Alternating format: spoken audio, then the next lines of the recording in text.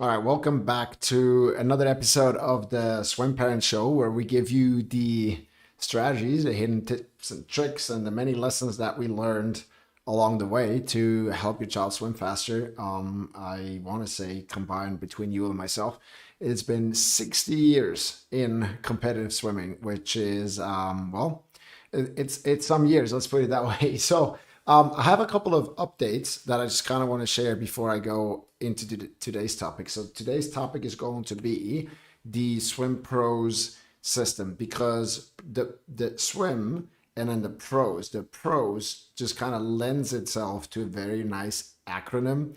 And they're kind of like, each letter stands for one of the most important things that we teach and like do with our swimmers, whether we're interacting with them in swim camp or we do online mental training with them. And I'm just going to go through what they are, why they're so important, and also give you a couple of examples of how we actually nurture those character traits. Okay, so that's the topic for today. And before I go into that, so two things. The first thing is obviously swim camps. So we have now opened the registration officially, because so far it's only been for families who've already been in our camps, but now it's like officially open for everyone, and registration is open. So we got three possibilities. We got one over New Year's, which is from December 26th to January 4th. Okay, also they're all in Tenerife.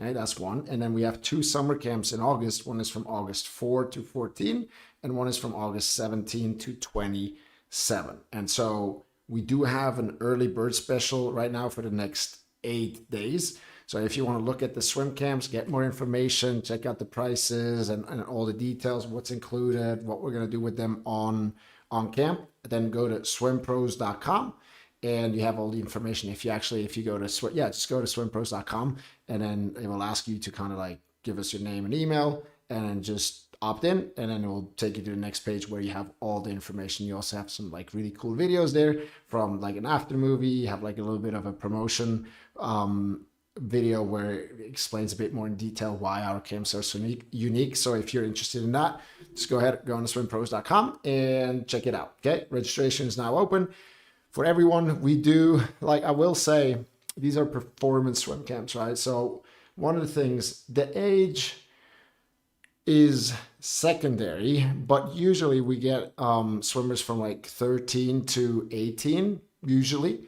And more important than the age is actually their performance level, right? And so what we're looking for, and I know like the camps are coming up in half a year and then in a year from now. So ideally your swimmer, hopefully, is going to do a lot better by the time the camp comes around, right? So we can keep that in mind, especially if they follow our strategies. They will, promise you that. But we're looking for like in a 100-meter freestyle, they should be able to swim that in like at least like a 105 to 108, because it is a performance-based camp, right? We're very focused on serious swimmers. So that also means you got to like train at least 5 times a week, because otherwise you're just going to come to our trainings. And even though we don't do a lot of kilometers and stuff, we do high intensity, a lot of race pace, which is also going to be topic of discussion in a little bit with what I covered today. So, you're just going to be like so dead after 2 days if you're just training like 3 or 4 times. So it's not going to work out. Okay. So 13 and older, and aim for a 100-meter freestyle. You should be able to go to like 105 to 108. We talk about like 110, but that would kind of be at the lower range. Okay. And if you're curious about that, just go on swimpros.com. You got all the information there. And obviously if you have like specific questions, you can always email us at info@swimpros.com. Okay. Second thing that I'm super excited about. So we're going to have, and it's going to be happening in this live show, right? So it's like literally we're going to go live with a former world record holder in swimming in 100 IM, and he was multiple Olympic medalist, world record holder, Peter Mankoč, and from Slovenia. And we're friends with him, especially Yul has, they used to train together, and we're just thinking like, okay, this is pretty cool, like me talking and giving you the strategies that we're learning, and kind of giving you the cutting edge of what works in 2025 and moving on. But there's also people, right? World record holder doesn't get much better than that. And we met him at the Junior European Championships because he was coaching there, and we were like coaching our swimmers, and then we had like 2 hours of like downtime, and we met and we sat in a cafe and we chatted, and like the stuff that he said, it was so aligned with our teaching methodology and what we think is important and what it takes to be successful and happy at the same time, that we're like, okay, why don't we do something live together for our audience, for our swim parents, obviously for the swimmers. And so that's going to be happening next week, most likely on Wednesday, and it will be live and it will be on YouTube. It will be like on all kind of channels, right? So we're super excited to do that. Then we got other people in the pipeline. We have Milorad Čavić. If you remember him, it was a guy who was doing the 100 fly in the Olympics, and he lost to Michael Phelps like that close. Okay, so we got him. We got Sara Isakovic, which was a silver medalist in the 200 meter freestyle in 2008.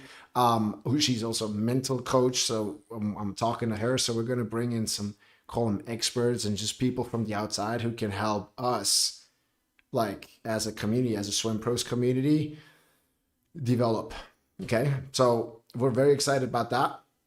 Next Wednesday, most likely, we're going to kick it off. You'll see, we'll make an announcement. So Peter Mankoč, former world record holder, is going to be live with us. And yeah, we're super excited. Okay, that's it. Camps, Peter Mankoč. Okay, 2 amazing things. Cool. Now, topic of today is Swimpros. What is our system? We call it the Swimpros system, right? And the pros of the name Swimpros just lends itself for a really nice acronym, which is P for preparation, R for resilience, O for ownership, and S for speed. Okay? And these are kind of like at the core pillars, and everything that we do, we always make sure that we're nurturing those 4 pillars. And I want to go into them, what they are, why they're so important. Okay, so the first one, P for preparation. Now, I just posted a video on my Instagram today in the stories of Kobe Bryant talking about preparation. And like the interesting thing is what he's saying is like he loved that feeling of, in the beginning of the season, starting to train and again, like tired really early, being gassed out, like struggling to kind of recover. And then as the season went on, he could just run forever and go back and forth and back and forth and back and forth. And he was so excited about getting better, pushing his body through, hard trainings, long trainings, right? And then just that feeling and the knowing that he is getting better excited him so much. And I think my coach in America at the University of Virginia, where Gretchen Walsh, Kate Douglas, Alex, all these world record holders swim right now, he was always saying, he called it the 5 Ps. He said preparation prevents poor performance. The 5 Ps, right? And I totally agree with that, because you see, we always teach the ladder to success as well, where we say, okay, swimmers can only train 3 things. And the 3 things are like big picture. You can train your body, which is your stamina, your endurance, your strength, your explosiveness, stuff like that, right? The second thing that you can train is you can train your technique, which is your on the water starts, turns, you can like the high catch, right? All that good stuff, technique. And the third thing that you can train, that's the last thing, is you can train your mind. Okay. And what the sports psychologist of Phelps taught me is that we need to have all 3, the body, the technique, and the mind, at a high level at the same time. Because if we don't, we're not going to be as successful as we could be if we had them. So let me give you an example. If somebody is mentally, let's say like your child is mentally super tough, right? And they got great technique, it's totally fluid, looks good, right? Totally capable of that next level success. But then they get the flu or they have a broken shoulder, it's not going to go very well for them, right? And then if you have if your kid is mentally super strong and their body is in great shape, they're in top form and everything, but they just changed their entire technique last night, it's also not going to go very well because they haven't integrated that new technique yet. right? And then the third case is that you have a body that's in great shape. You got a technique that's super dialed in and fluid and looks good. But then the mind breaks down because of nervousness, because of other people who are like faster, intimidation or whatever. And then the limiting factor becomes the mind.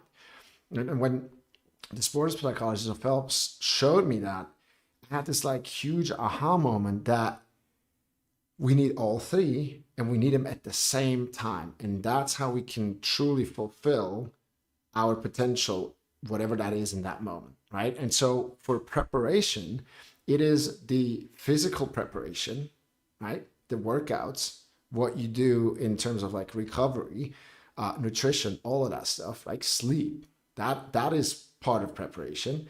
But then it's also watching videotapes, doing technical analysis, doing the Flume channel in Tenerife, right? Where we like have the high-speed cameras and we see every wrong angle. We see every air bubble. It's like I remember when I was there before the Olympics, we went there with the Swiss sports military. Like, I mean, it's so fun to do the Flume channel and you like try to stay in there for as long as you can. You're sprinting, but then you look at the videos and then you look at it in slow motion and you're like, oh my God, like I can't swim. Everything is wrong. Everything is wrong, right? So actually you come in the Flume channel super excited.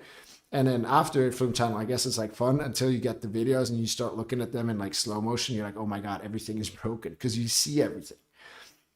And then it does take a bit of time to like start implementing and decide on, okay, what is actually the most important thing that I need to change? Because you can't change all the things at the same time, right? We're not an octopus. You can't think about your catch and your 6-speed kick and your rotation and your head movement. It doesn't work like that. So we got to figure out what's the most important thing that will have the biggest effect on your swimming.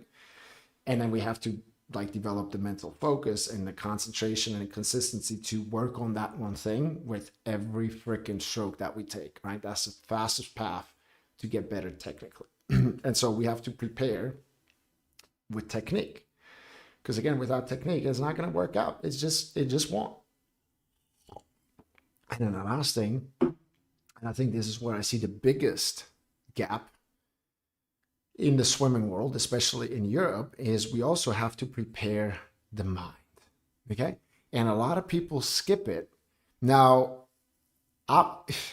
it's kind of like, you know, they would much rather, and it's a bit of a puzzle to me. And I guess that's like part of our mission is to educate and kind of share that a lot of swimmers, they don't need more kilometers. They don't need more hours in the pool. They just need to be more focused.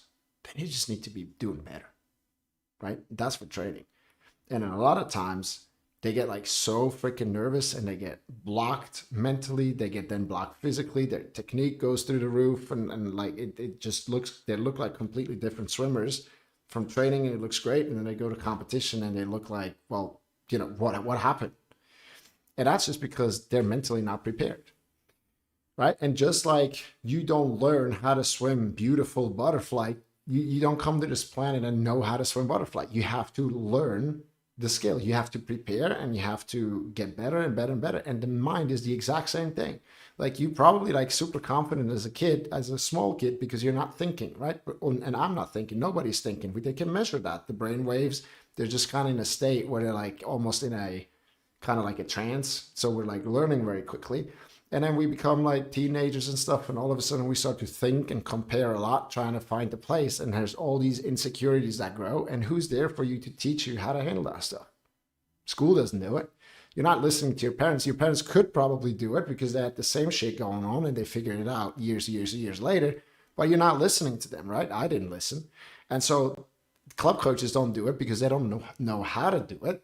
They don't have the expert knowledge that's required to do it. They just tell you, toughen up.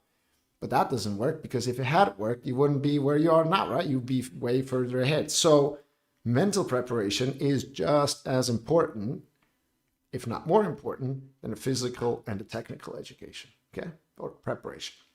And so I think, we look at that. We look at body, technique, and mind, and we look at preparation, and we want to do all three because only when we have all three at a high level is it going to work out. Otherwise, it just leads to a never-ending frustration, to not feeling good enough, to just not a very fun time. Okay, so that's why number one for the Swimpros P is a preparation. Number two, R for resilience. Now, resilience is a big word, but basically what it is like, you see it in life, things don't always go as we expect them to go. And that's okay. But that's what resilience is. What do you do when things do not go according to plan? Or also, what do you do when things are a little sucky? Or what do you do when things are actually going like shit? How do you bounce back from a setback? Okay. So in a way, when you hear us like talk in camps or like online, we always say the people who succeed the most, okay, and are closest to fulfilling their potential, they are with 100% guarantee the people who have failed the most often. And so failure is only failure when you give up after that. Now, when you do something and your heart is not into it anymore and you like fail and you decide, okay, this I don't want to do that anymore. I don't enjoy swimming and stuff. I guess it's not failure. It's just like you quit the sport or you stop doing that sport because your heart is not into it. And then in that case, it is a decision where you go, okay, my time here on this planet is kind of limited and I'd much rather spend it doing something that I actually enjoy. That happened to me like after the Olympics in London.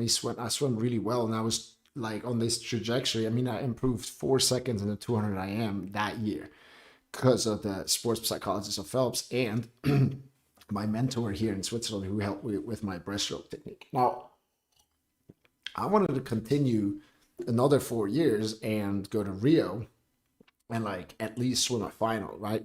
If not medal, because I was all like improving so much and I was having so much fun. But then I was back in Switzerland and swimming wasn't the same as in America. And I just found myself in these practices and I would like stare to the bottom of the pool and my thoughts, I wasn't present anymore. And I was thinking, what am I doing here? What am I doing here? I also started a little bit of a side job in private banking here in Zurich that I really, really loved. It was something completely new for me.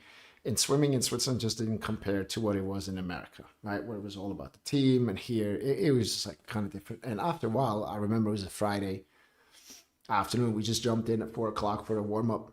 It was a beautiful day outside and I'm just like doing this warm up. And again, I get these thoughts and I've had them many times, like in the weeks prior to that.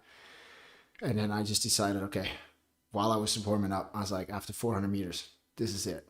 I'm done. And I got out at the pool during the warm up. I told my coach, I'm done swimming. Like there's a new chapter for me. And I left the pool and never went back. Right. And as I go to the like shower and I get changed and all that, I'm like in my head, I'm starting to think, oh shit, I got to go home and tell my parents. Right. So I was just starting to put together a plan. How am I going to tell that to my parents? And, yeah, so in that case, I guess the decision that my heart is not into it anymore and I'm going to do something else, right? And that's okay. At the end of the year, I was 26. But like a lot of people, they quit because it didn't go according to plan and nobody has taught them how to get back on track, how to bounce back strong, how to use the disappointment to make them better, to fuel their motivation instead of like stifle them. I hope that makes sense. And again, that is the more often you fail, the more opportunity you have to develop that champion mindset and to actually come back strong and be like, okay, that didn't work out. It doesn't mean that I'm a piece of shit just because I failed here. It's just like, okay, I tried to do this thing and it didn't work out. Okay, what am I going to do differently? Okay, and then you go again. Right? And chances are next time is going to be better. Is it going to be perfect? Probably not, but it's going to be better, right? And if you can develop a resilient mindset, it will actually get to a point where you're not even like in the business. There's lots of things that we have tried and stuff, right? To spread the message and a lot of stuff didn't work. But now we're like at a point where we like figure something out that doesn't work. We're almost, right? We're like a little bit of yay. Because we're like, okay, we have one more way that we know that doesn't work, which gets us one step closer to finding what's actually going to work for us for real.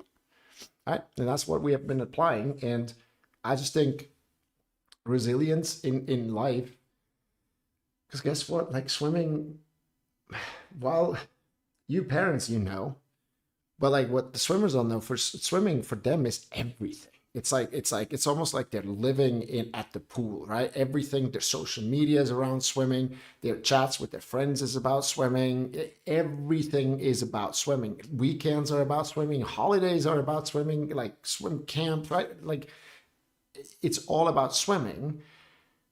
And but there's like so much more coming after that. Like when I was done with swimming, all of a sudden it's almost like for the first time I was walking outside of the pool and I was seeing what else there is in this world. And there is so much more. And you realize nobody gives a damn about swimming other than like your swim friends and maybe when the Olympics are on, right? But other than that, nobody cares.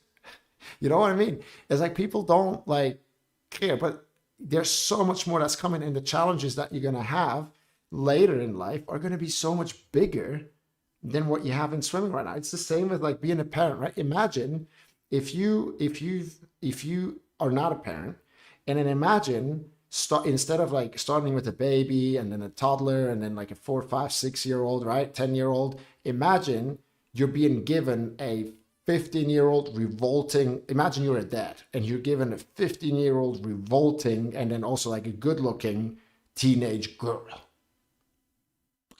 Like you wouldn't know what to do. Right? You literally wouldn't know what to do. It would be absolutely crazy. So as parents, we grow into that. So when the difficult phase comes, and I'm aware there could be more difficult phases before that too, right? We're like better equipped. Why? Because we became resilient. Now, as a parent, I think it becomes very easy to become, or it is really easy to become resilient because there's a big why. Right? That is the biggest why of all. Children. It's like the most beautiful and the biggest for at least like for most people, right? We'll do things that we never thought we're capable of for our children, which is beautiful. So it makes it really easy to become resilient. But the teenagers, the swimmers, they don't have that yet, right? They don't have that yet. And nobody's teaching them how to build resilience. And so this is the second piece, the second pillar. So we got preparation. The second one is resilience. Is like, what do you do when things do not go according to plan, or in plain words, when they go like shit? How do you bounce back from that stronger? Okay, that's resilience. So we got P, R. The next one for pros is O, which is ownership. I mean, now as well, ownership, it's huge. The topic is huge, but how we try to apply that with our swimmers is that, you see, weak swimmers make excuses. And it's always somebody else's fault. It's the coach's fault. It's the pool's fault. It is, the taper wasn't good's fault. Like it's always somebody or something else. And so the trouble with that is it's always our circumstances' fault, right?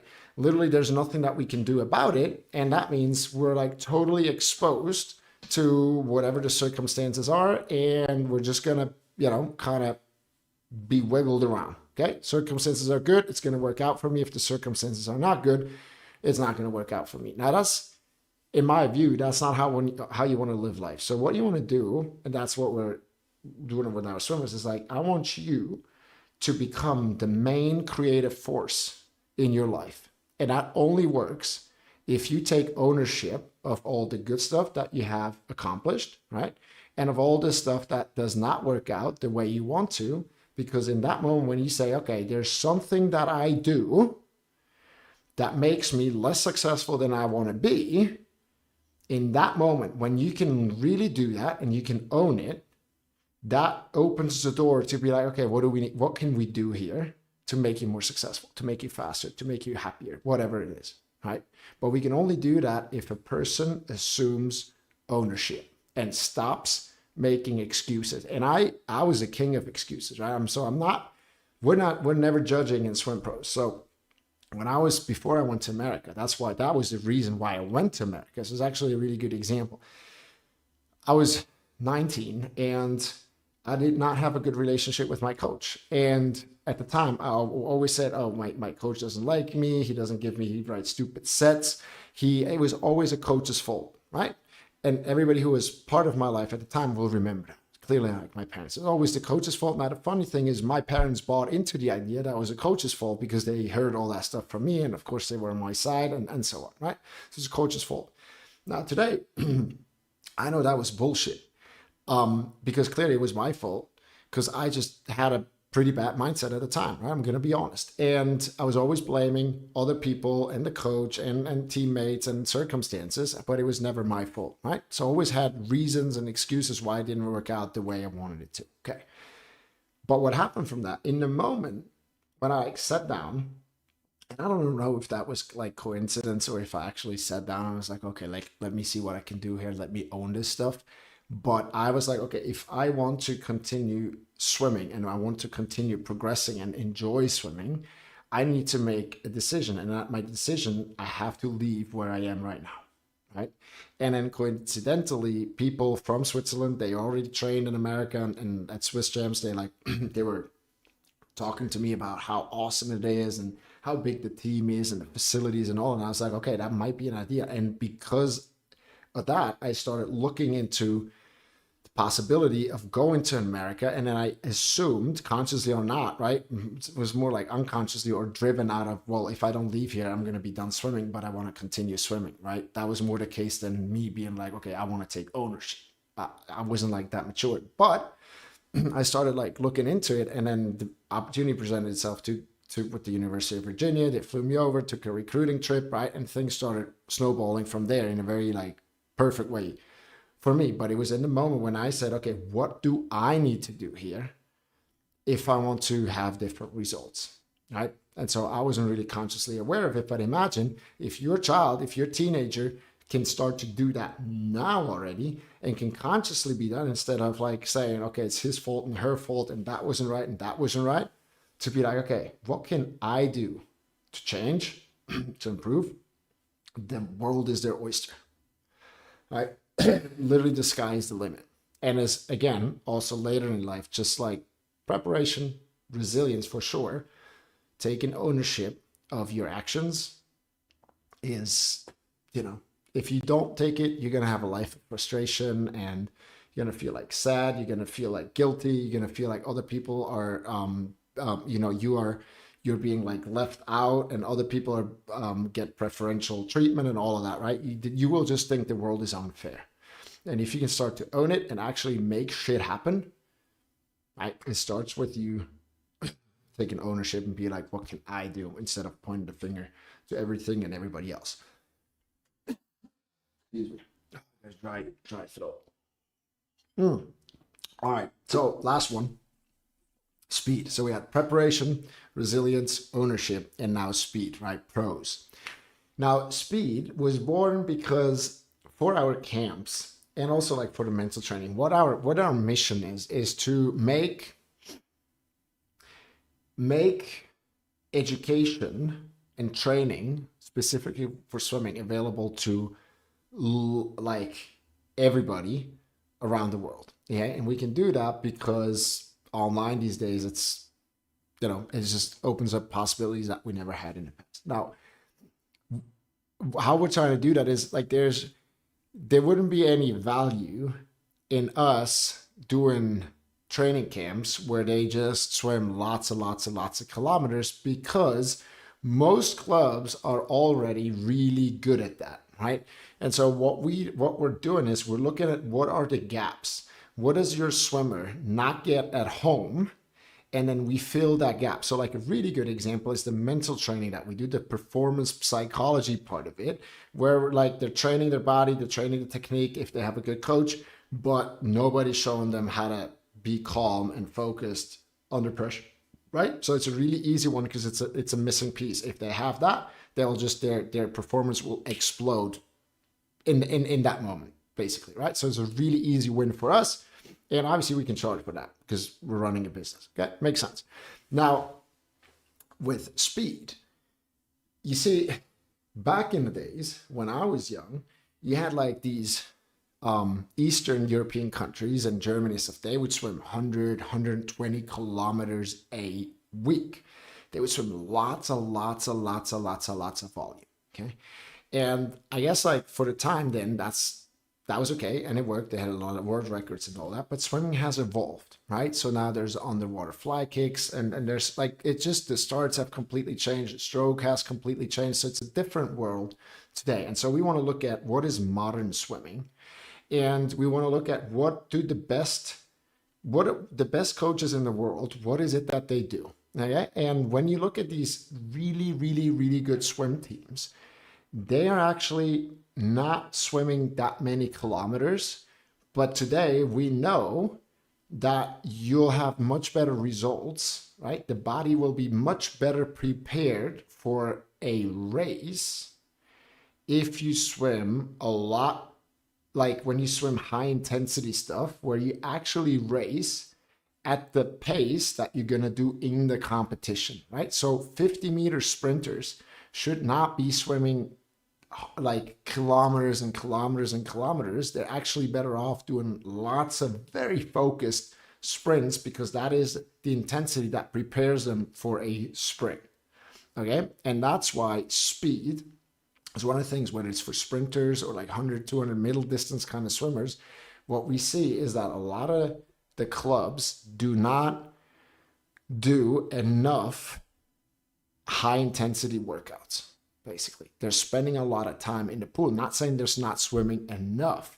They're just kind of not swimming the thing that would benefit the child the most, especially long term. Because if you do lots and lots of kilometers and you're in the pool for like 4 hours a day and stuff, kids burn out too, which is totally rational, right? So we're trying to make our workouts very fun and very focused on developing the speed. Okay, so those are the four. Now, I mean, I could talk about these forever, but it's like, for us, I finally like put it in like a graphic and everything. So we're going to just use it moving forward, because you'll see everything that we talk about is going to fall into one of those buckets, right? It's either preparation, resilience, ownership, or it's speed. So that was topic for today. If you got any questions, then please just drop them in the chat. I'll read every message. I'll try to get back to you as fast as I can.